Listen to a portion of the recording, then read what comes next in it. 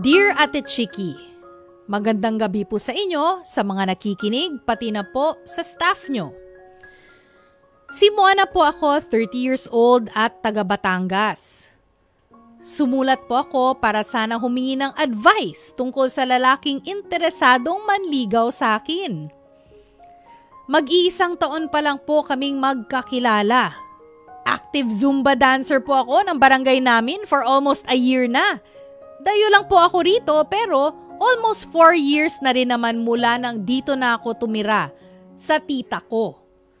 Taga Bulacan po talaga ako pero umalis ako sa amin para mag-change environment at mag-move on sa ex ko. Kababata ko siya. Mahusay mag-basketball at sikat sa bayan namin kasi lagi siyang kasali sa mga interleague. Kaya bukod sa matagal kaming magkarelasyon, matagal na rin kaming magkaibigan. Pero nasira ang lahat ng yon nang lokohin niya ako. Sa 8 years namin, 3 years niya na akong niloloko. Ang masaklap, Ate Chiki, may anak na pala siya sa iba. At dito nga po ako sa tita ko sa Batangas napadpad. Late last year lang po ako naglalabas. Sumali ako ng Zumba. Dito ko po nakilala si Tom, yung gusto po sanang manligaw sa akin. Lagi kasing napapasarap ang Zumba namin kaya overtime palagi si Madam Instructor. Kaya lagi rin naghihintay ang boys para sila naman ang makagamit ng court. Yes, Ate Chiki, basketball player po ng barangay si Tom.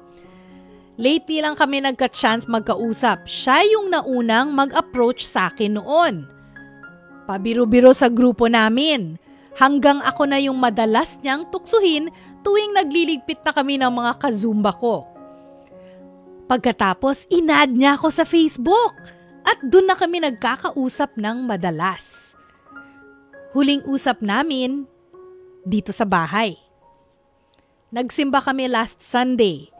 Pagkatapos, sinamahan niya ako mag-grocery. Inabutan kami ng lunch kaya sa mall na kami kumain. Then, hinatid niya po ako pauwi. Siyempre, niyaya ko naman po siyang pumasok ng bahay. Habang nagpapahinga, dun niya ako kinausap. Medyo tense siya pero bumawi rin naman agad at kumalma. Tapos, nagpaalam na siya kung pwede raw siyang manligaw. Nagulat po ako kasi hindi ko in-expect na manliligaw naman agad siya. Ang sinabi ko na lang po sa kanya, pag-iisipan ko pa muna. Pero ang totoo po nun, Ate Chiki, hindi ko alam kung anong laman ang isip ko tungkol doon. Pero, aaminin ko po, kinilig naman ako. Hehehe, may hehehe pa. Pero yun nga, for 4 years po, nasanay na akong mag-isa. Nakapag-move on ako ng kusa from my past relationship at masaya po ako bilang single. Ang totoo, type ko naman yung mga kagaya niya. Mabait. Hindi lang sa ibang tao pero lalo na sa family niya. Also, hindi lang siya hardworking pero smart working man din siya. At di niya dinadamutan yung sarili niya ng passion niya tulad po ng basketball. Pero kasi Ate Chiki, basketball player na naman. Baka kasi mamaya maiwan na naman ako sa ere kasi player na naman din pala tong lalaking to. Baka po pwede nyo akong mapayuhan ng mga dapat or pwede kong gawin. Maraming salamat po and more power to shout out po. Mona ng Batangas. Si Mona ng Batangas na ang haba ng hair. Nagpaalam pa bago manligaw. Uso pa pala yun ngayon. Hindi ba ang uso ngayon? Slide into the DMs. Yung magpi-PM na nga lang sa'yo, di ba? At doon na makipaglandian sa'yo. Pero grabe, haba ng hair. Nagpaalam pa talaga. Old school. Old school ang lolo mo? Ay, nakakakilig naman talaga. Kung ako din, kiligin din ako sa ganyan. Diba? Kasi napaka-proper. Diba? Sino ba nagpapaalam these days? My God, may ganun pa ba?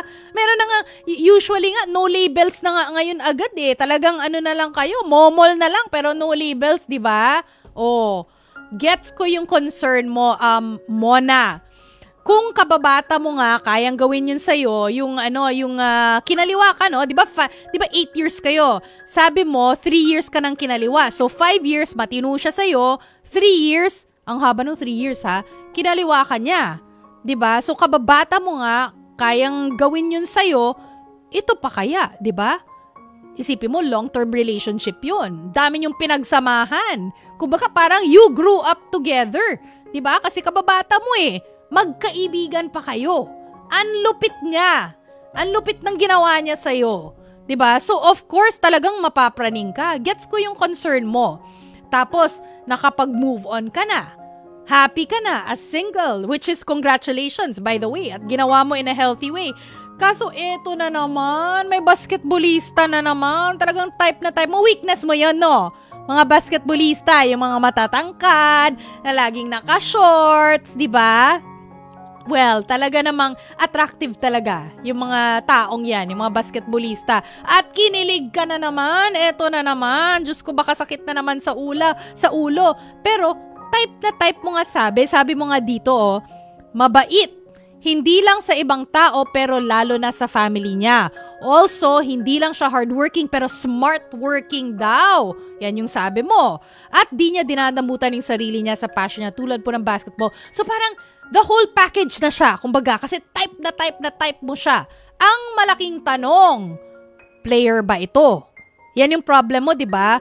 Player ba ito? Manloloko ba ito? Sasaktan na naman ba ako nito? Tulad ng ginawa ng kababata ko na 8 years ng buhay ko ay sinayang. Although wag mo naman sabihing sinayang, ha? Kasi experience is the best teacher.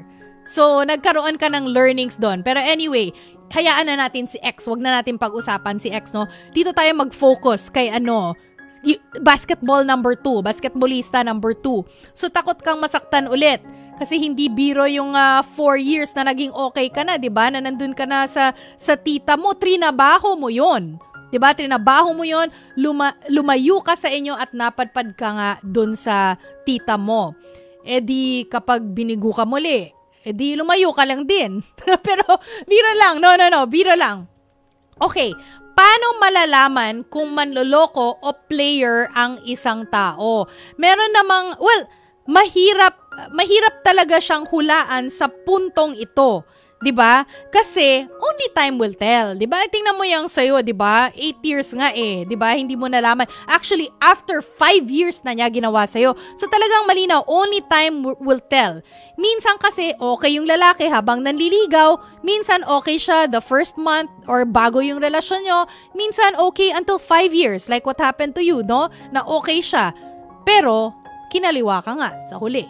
So, only time will tell. Pero meron din namang mga senyales kung bibigyan mo siya ng pagkakataon at kung bibigyan mo siya ng panahon. Merong mga senyales, for example, yung mga inconsistent, yung communication, yung tipong hot, cold. Alam mo yung minsan, parang grabe yung attention niya, nakafocus talaga sa'yo. Pero iba naman, parang iba yung iniisip. Or, worse, hindi mo talaga siya nakakausap, hindi siya available na makausap. Parang walang consistency dun sa communication nyo. 'Di ba? Ano yan? Para sa akin, red flag yan. Isa pa, yung ayaw tanungin ng personal questions. What do you mean by personal questions? Well, maliban dun sa questions, no, about sa sarili niya, personal life niya, dun sa questions about sa past niya. Yung mga girlfriend niya dati, parang ayaw niya pag-usapan. Hindi, past na yun, wala na yun. Pero bakit ba? Bakit ayaw niya pag-usapan, di ba? Ba't sikreto? Ikaw, kung meron kang ex, di ba? Okay lang naman sa'yo pag-usapan, di ba? Kung ano nangyari. Usually, it's okay. Lalo na kung merong chance o yung goal is maging kayo. O kilalanin nyo yung isa't isa. Okay lang yun. Pero kung ayaw niyang pag-usapan yun, isa din yun, red flag yun. O yung mga future plans, ayaw niyang pag-usapan. Ay, nako, let tomorrow worry about itself. Ay, nako, malayo pa yun. 1 year from now, malayo pa yun. Bahala na si Batman. Tingnan na lang natin kung saan tayo makarating. No! Hindi. Ano yun? Red flag yun para sa akin. Ibig sabihin, wala siyang plano para sa iyo at sa inyo. 'Di ba? Kung ganon. So, may mga signs na ganon. Or yung mga masyado siyang bolero. alam mong sanay na kunwari, ay, ganda mo naman, grabe, ang ganda mo, gusto kitang ipatato dito sa braso ko. Pero yung pala, yung linyang yun, ginamit na niya halos sa lahat ng magagandang babae. Alam mo yung sanay talaga, lumalabas na lang na ganun, bolero, di ba? Red flag din yon. Isa pa, yung ayaw kang i-introduce doon sa pamilya niya o mga kaibigan niya kapag girlfriend ka na niya, 'di ba? O kahit in this case, no, kung manliligaw man sa iyo at bibigyan mo ng chance, no? Kung bibigyan mo ng chance, sasabihin sa iyo, "Uy, secret lang 'to ha, nanliligaw ako sa iyo kasi ayoko maudlot." Ano ka? Sino niloloko mo? Hindi. Gusto nga, usually, kung gusto mo ang isang babae, gusto mong malaman ng buong barangay, ng buong mundo, ng buong Pilipinas. Gusto mong alam nila dahil ayaw mong may ibang manligaw sa kanya. Diba? Ganon yun. Tapos yung isa pa, naku, magka-cancel ng plan sa last minute. Yung mga last minute canceling of plans. Diba? Lagi na lang may palusot. Lagi na lang. Kasi syempre dapat nire-respeto niya yung oras mo. Dapat tinutupad niya yung mga sinasabi niya sa'yo. Kaya kung may plano kayo mag-date, okay naman minsan, no? Minsan talaga merong mga unexpected emergency. Pero pag lagi na lang may mga palusot, kung ba't hindi kayo pwedeng magkita, red flag yun. So yun yung, for me, mga senyales, no? And syempre, wag mong i-ignore yung woman's intuition mo. Pakinggan mo. Kung feeling mo medyo may off, may kutob ka, na medyo, may duda ka sa loob, no? Sa iyong sarili. May duda ka, iniisip mo, parang off tong ginagawa niya. Pakinggan mo yung sarili mo. Yung woman's intuition mo. So, yun yung mga senyales na mga red flags, kumbaga, pagdating dun sa tao na posible maging player. Pero, magpakatapang ka pagdating sa pag-ibig kasi sayang naman, 'di ba? Dahil sa takot mo. Kasi ito namang ginagawa mo, calculated risk. Hindi naman 'to yung pinapakita niya na sa iyo masama na tapos bibigyan mo ng chance siya na alam mo nang ang player, 'di ba? Tapos bibigyan mo ng chance na manligaw. Hindi naman ganoon eh. Ang sabi mo nga, mabait siya. At type mo siya dahil gusto mo yung mga ibang qualities niya, 'di ba? Mga qualities niya na nakikita mo. So calculated yung risk mo. So magpakatapang ka. Kilalanin mo lang muna. At syempre, huwag kalimutan ang mga senyales na sinabi ko sa iyo kanina. Kasi sayang naman kung palampasin mo to. What if? 'Di ba? What if meron ka, mamiss mo tong opportunity na to? What if siya pala yung magpapasaya sa'yo? Magiging good companion mo? 'Di ba? What if pala ganun? Tapos, maisip mo, pag nagpalampas mo, magiging lonely ka. 'Di ba? Kasi, naging takot ka na magbigay ng chance sa kanya. What if nakahanap siya ng iba? Naging okay sila. Tapos, ikaw sana yun. 'Di ba? May mga regret ka. Isipin mo, kung sana binigyan ko ng chance yun. Hindi naman masama ang pinakita sa akin, pero nagpadala ko sa takot ko. Ganon, di ba? Magpakatapang ka. Marami kang pwedeng maging regret din. Okay lang sana. Look, walang mangyayari sa love life mo kung lagi kang takot. Okay lang sana kung ang goal mo naman is okay ka lang mag-isa for the rest of your life, pero sa base dun sa sulat mo, kinikilig ka eh. Parang gusto mo ng partner eh. 'Di ba? O eto na nga, merong opportunity oh. Okay lang kung gusto mo mag-isa pero hindi ikaw yung ganun. Base dito. Sobrang kinikilig ka, 'di ba? So, mukhang sabi dito ng isa sa amin, sometimes whatever you wanted is sitting on the other side of your fear. Oo, ang kailangan mo lang gawin is face your fear.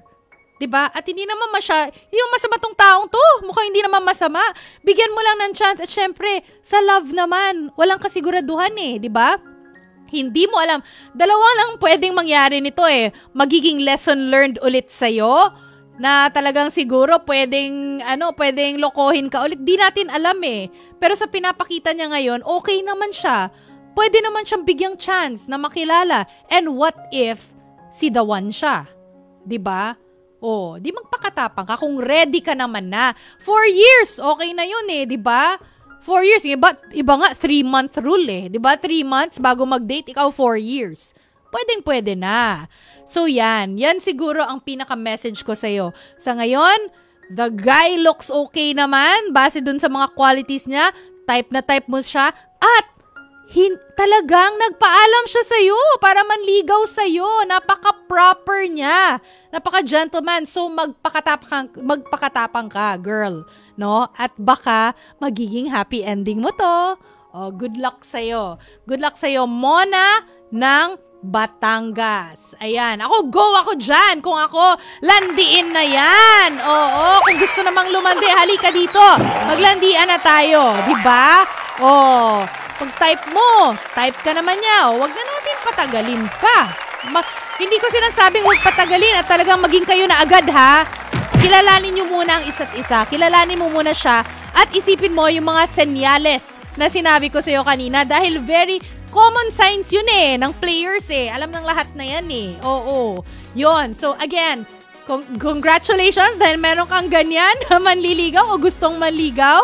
And good luck, Mona ng Batangas. Ayan.